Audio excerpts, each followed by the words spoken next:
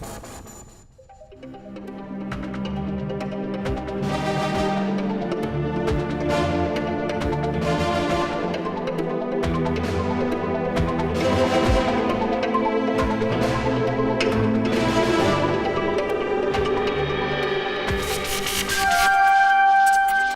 and welcome to another episode of the program Patriot. My name is Cynthia Agbo. Of course, you know what Patriot is all about. It's all about being patriotic.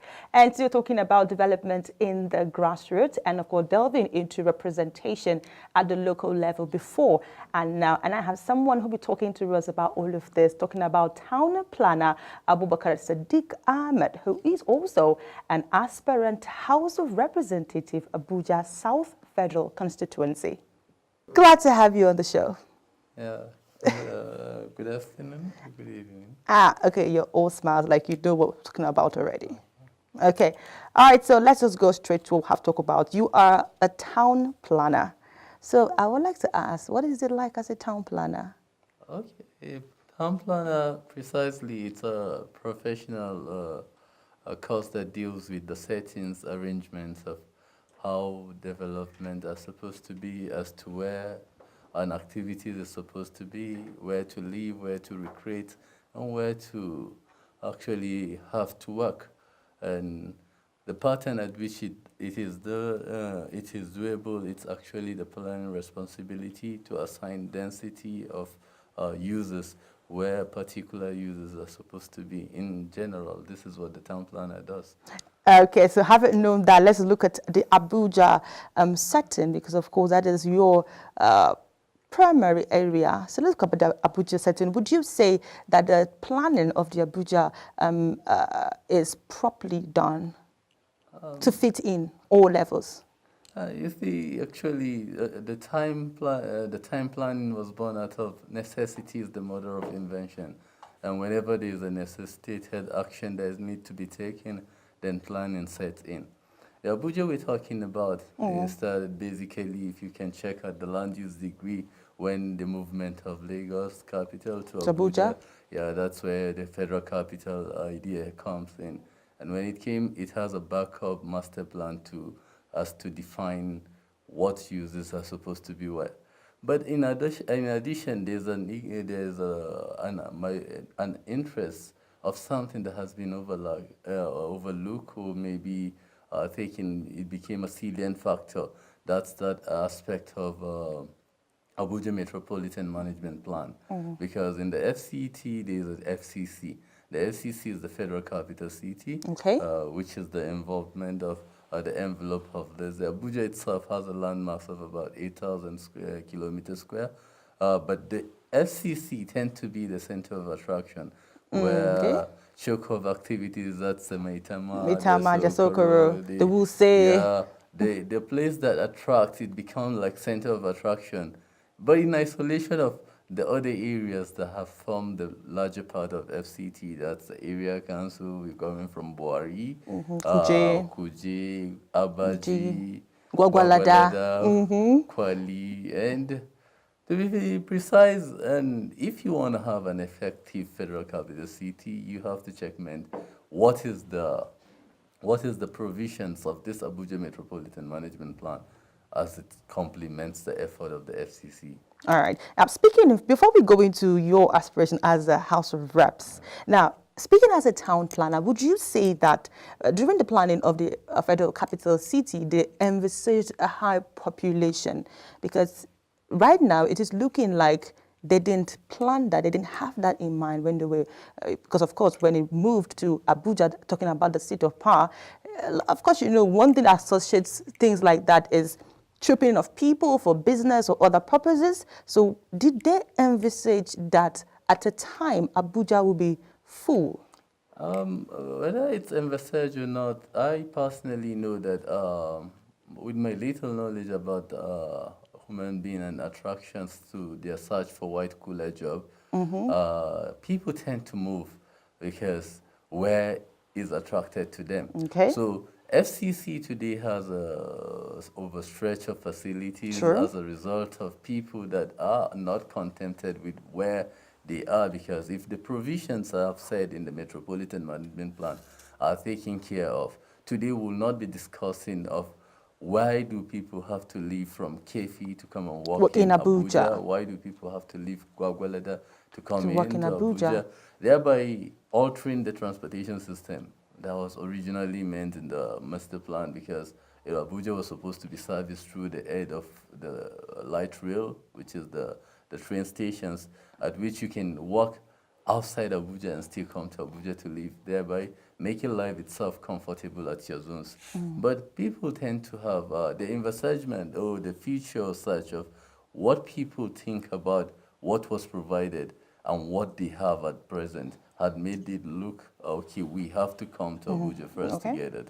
So the issue of population has come as a result of lack of facilities and infrastructures at other suburbs.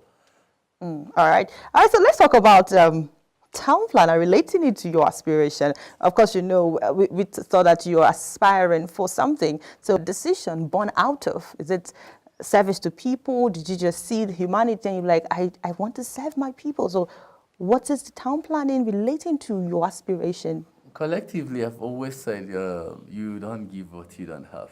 You only know that, okay, planning it's all about legislations. And legislations are things that you need to put up and put an argument, then get a backup, make it a bill, and for people to get support and see idea in this. And you can't do that from a background or professional point of view. You need to be part of the lawmaker where you can, okay, this is what I know about No, this the thing. people. Okay, let's put it. And humanity comes because when you check out at the problem that had the resultants of people tripling to Abuja, you will know that it came with lots of social vices, and aside social vices, it came in incapacitating the already existing facility that was meant to serve the population within Abuja. I don't have the exact figure, but I knew the Abuja population sites a mark for the FCC has been tripled so far. Exactly true. So if you don't come in legislations, how do you do it?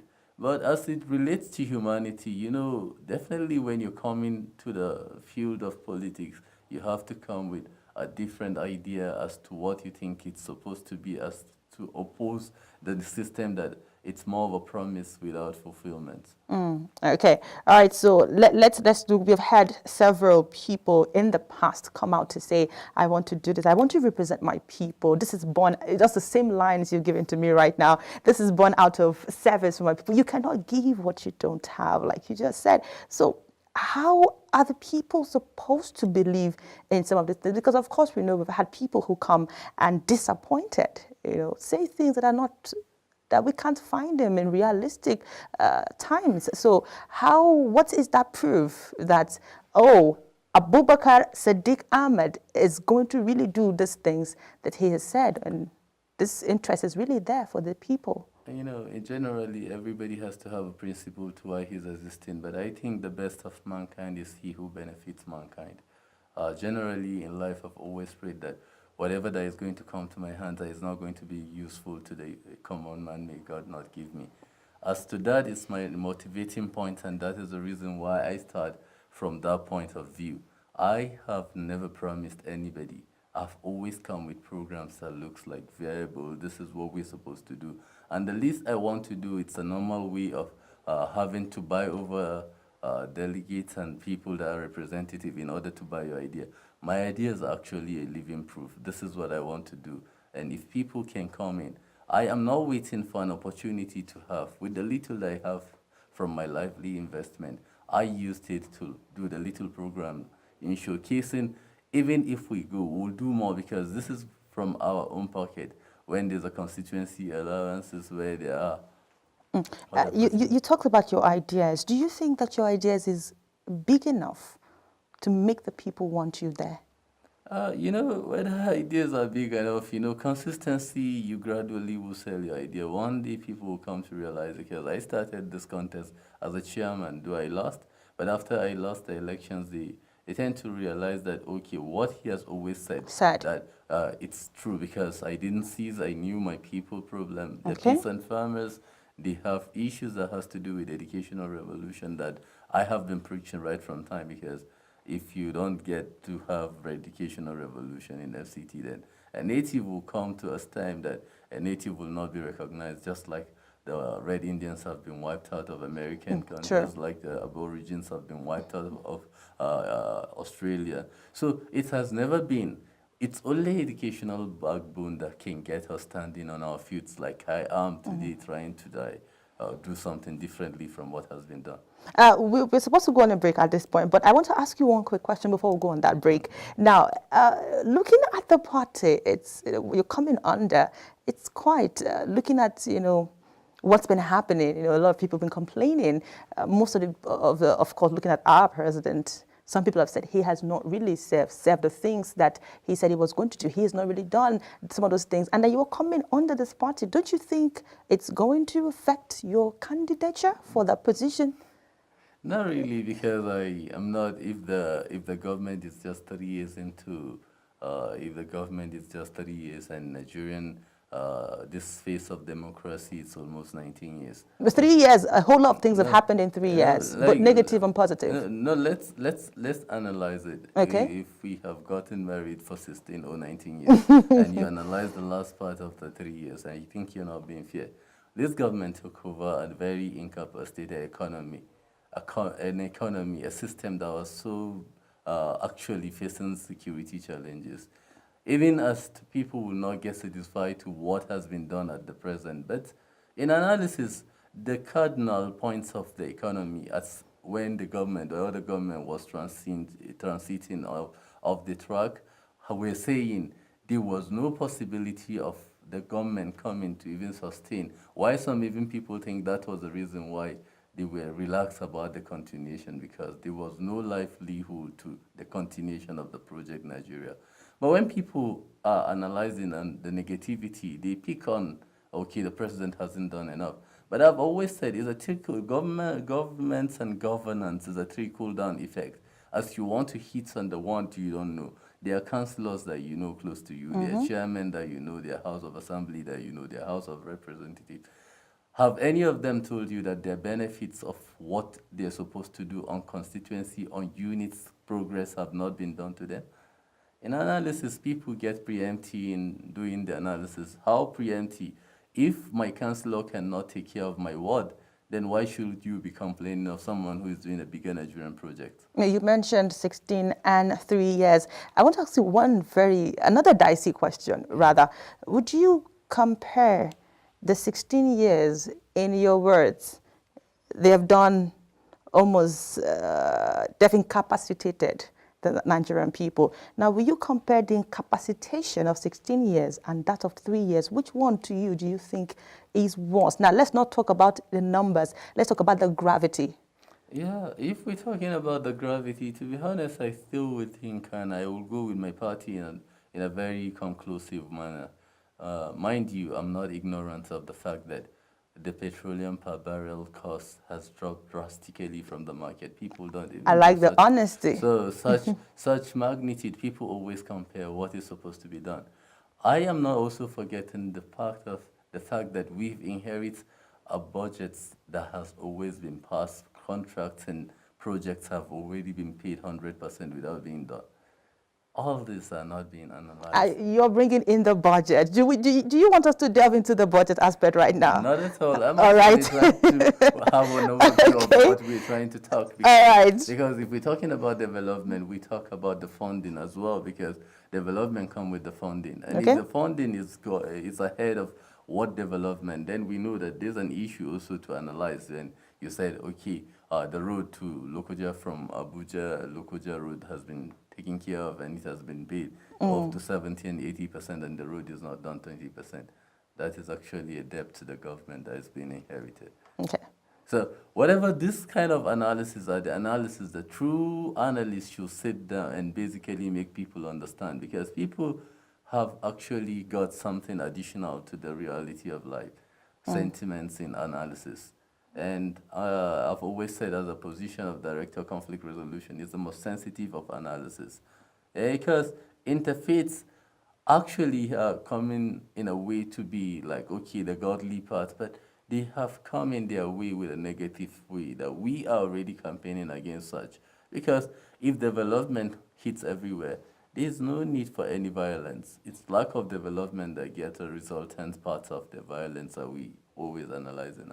You mentioned two very, very vital issues: the budget and the violent part. But anyway, time will not permit us to talk about that. I'm sure you don't want to delve into that. All right, so at this point, we'll go on a short break, and when we come back, we'll just talk about some little projects that I'm aware that you've been carrying out to your people. A very short break. We'll be right back.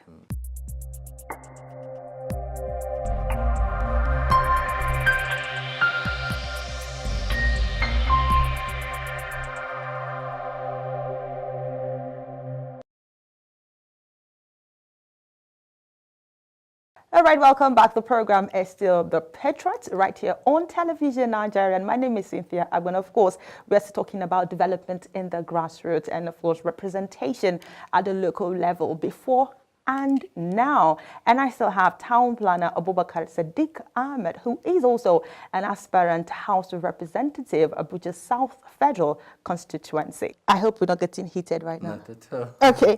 All right, so let's just take us through the school fees program. I'm aware that you have a school fees program, that you did something for orphans in the FCT. Let's get to know about that. Yeah, actually, before the school fees, I'm of the idea that the vulnerable people in the society, the less privileged, the orphans, are the reason that necessitated the need for governance and government entirety. If everybody was well-to-do, then nobody would have been governing anybody. And I think part of the security challenge we have, and we're actually ignoring some parts of the most sensitive, vulnerable people. And today, because they don't feel love for many years, they feel their life is not worth everything. My programs actually start from supporting the less privileged in public schools before now, because public school actually are not viewed as art fashion design. Nobody wants to go to public school, and nobody wants to put his kids in the public school. I'm of the opinion that I'm coming with a paper that if I get to a position, I would say wherever you're a public figure, you make sure that your child is in the same public school, because it constitutes like 70 to 75% general population of Nigeria. Okay. But because your child is not in the school, you don't even know how the system is run, you don't know the monitoring of the system. And if you go, the talking that it's meant to be taking care of them, you find intelligent, wonderful, and good kids and dropping out of those schools because they can offer 1,000 naira, 2,000 naira, So even fees. 500 talking for school fees. And yet you see a system where someone get comfortable paying millions of naira for the kids. Don't forget that the same persons that cannot pay 1,000 naira, 2,000 naira tomorrow are going to constitute the problem you're going to inherit. That your one that went to go and gets 1 million will not be able to live freely, and you yourself that is taken. So I tend to give a feedback, what they do, like feedback, it's in larger society or advanced nation. If you don't want to wait for government, if you have benefited, no matter how small, you relate back or get back to the society which you belong. So we started by donating items, book materials, checks, providing training to equip the teachers at the public school first, and sometimes around September last year. Then we, in order to continue, to have a continuity to programs that have life and touching lives as well, we empowered women that are leading, the women leaders in our community that are mounted like 50, get them trained on local craft. Skill acquisition. Yeah, skill acquisitions in order to make them self-reliant and actually, as the family units leaders that they are, to have a starting point and give them some capitals to start, because they're petty business, but yet if there's no that petty business, you know they are definitely not capacitated. So as well, after that, we tend to see that peace is threatening. So we organize a program, bring some scholars to come and lecture, and some political leaders are doing a little bit well, that development is the only alternative to political thuggery and violence. In such program, it was called upon people that were actually at that corridor of operating as as nuisance, so people that are already carried as hired, what they call them thugs, we call them upon and lecture them on the need to wait for development. Then after which today, what we embark on is actually the exam section is coming, and we were meant to understand in my constituency, the Abuja South, that lots of kids are going to be dropped out because of the exams. And it's when I was told the amount, it was shocking enough that I need to organize the leaders through that forum to see that, okay, let's take care of the bill. The bill isn't two burgers, neither is it too small, but if you take that the number, but it's fair enough. It was doable, and again, at the end of the day, you see the smile in the faces of the persons that have there were benefits of this. After all, there are people that are with the society; they are no longer with their parents. Let's just look at it. It's a very good venture. It's a very good thing. Service to humanity generally, it's a beautiful thing. But looking at the pre-election year, and of course knowing that you're going for something, don't you think people might just have a way of reasoning and saying, okay, he's doing this because he's going for something? I'm sure you might have heard that question, or you might have heard that somehow. But anyway, if this is how we relate in our own pre-election year, everybody should come and queue in. Let's do the same, because the resultant, who is going to benefit at the end? The common man. But if you're keeping your resources and waiting until when the primaries come, you buy over delegates, then you're not trying. Come and do it, because this is not going to people that are even going to be able to do elections. So if you're thinking it's because of election, I should be targeting the age that are going to do the election. So if you benefit, you have a way of paying me back. Okay. So we're trying to institutionalize a system where there will be sanity to humanity, and following that update of how to really get to the people that are really important in the society. And those people are the most vulnerable people. So if people are thinking it's political, yes, political, then cue in my own way of politicking, then we touch lives in our politicking way. I must say thank you so much for coming on the show. I don't have a whole lot of things to talk about, but time will not permit us. We just have to say a very big thank you for coming. And you're talking about town planner Abubakar Sadiq Ahmed, who is also an aspirant House of Representatives over Abuja South Federal Constituency. The program is The Patriot, right here on television Nigeria. My name is Cynthia Agbo, and everything you do, don't forget that life is very sweet and very good. Don't waste it. Have yourself a wonderful time. Thank you.